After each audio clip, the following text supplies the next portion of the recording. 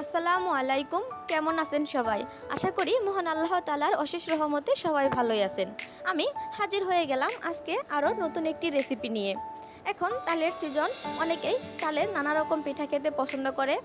আজকে আমি আপনাদের সাথে শেয়ার করব কিভাবে খুব সহজেই তালের নরম তুলতুলে নাস্তা তৈরি করা যায়। এই নাস্তা তৈরি করা খুবই সহজ। তো আমার ভিডিওটা শুরু করার আগে যদি আমার চ্যানেলে নতুন থাকেন তাহলে অবশ্যই আমার চ্যানেলটি সাবস্ক্রাইব করবেন এবং আমার পাশেই থাকবেন।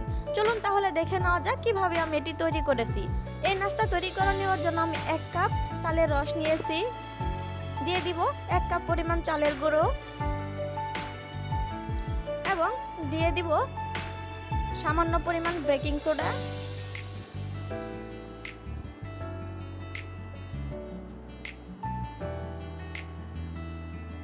এই নাস্তা আপনারা যে কোনো সময় ঘরে তৈরি করে নিতে পারবেন এবং দিয়ে দিব স্বাদমতো লবণ। আমার সবগুলো উপকরণ দিয়ে দেওয়া হয়ে গেলে আমি হাতের সাহায্যে খুব ভালোভাবে মিশিয়ে নিব এবং আমি এতে অ্যাড করে দিব সামান্য পরিমাণ ময়দা, 1 কাপ চিনি।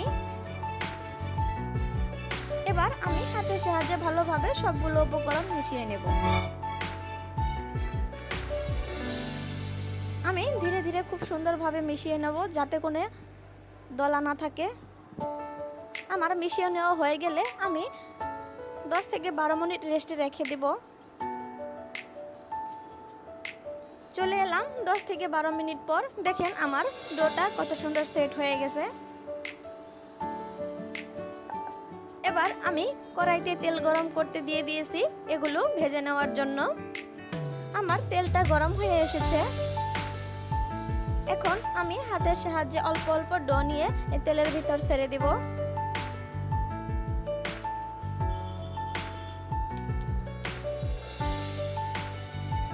চুলার আঁচটা অবশ্যই মিডিয়ামে রাখতে হবে, নতুবা নাস্তাগুলো পুড়ে যেতে পারে, আর এই নাস্তাগুলো পুড়ে গেলে খেতে ভালো লাগবে না।